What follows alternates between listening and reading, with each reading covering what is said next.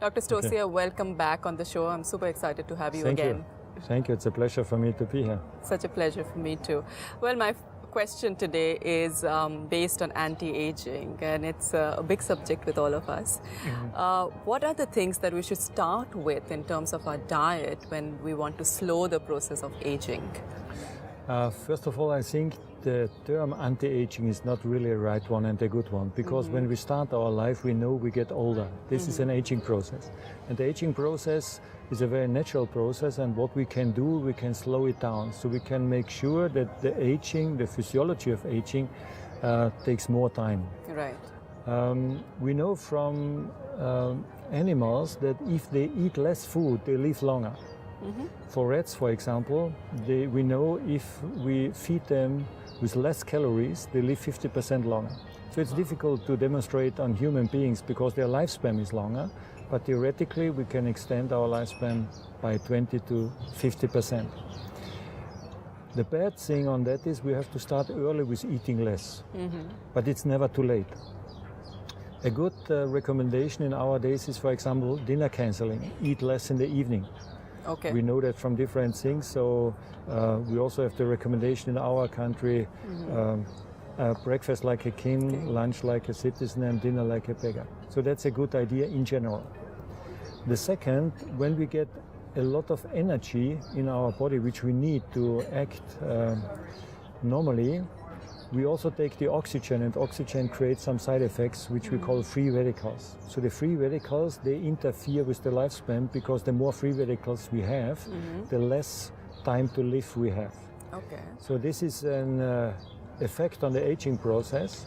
So we need food which gives us a lot of antioxidants to reduce this, or to keep the free radicals in an acceptable range. And we will find these antioxidants, for example, in food with intensive colors: vegetables, broccoli, green, pepper, red, courgettes, and so on. All the intensive colors, beetroots, red one, they have a lot of antioxidants. And we have it also in fruits with the intensive colors, and in the herbs. Turmeric, for example, the intensive yellow color helps a lot to improve that. Right. When it comes to different food categories like carbohydrates, proteins, what are the things that we need to choose on a daily basis? The most important, again, for this process of aging are fatty acids, because the fatty acids help us to rest and regenerate the nerve system, the brain, the immune system. We need them. But it has to be a good quality of fatty acids. So we need the unsaturated fatty acids, which are mainly in cold-pressed vegetable oils.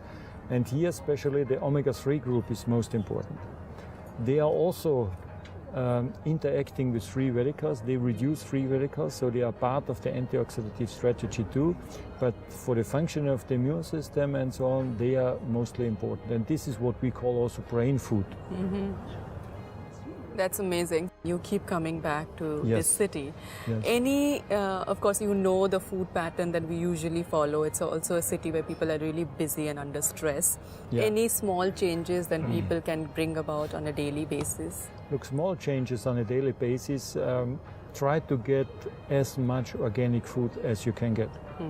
Second, reduce a little bit the intake of the carbohydrates, mainly the short-chain carbs, mean industrial prepared food, white floured cereals, which are industrial prepared and so on. Why? Because the more we have from these carbohydrates, of course, the more energy we offer to the body, but the more exercise, the more physical activity we need, and the more physical activity we have, the more antioxidants we need.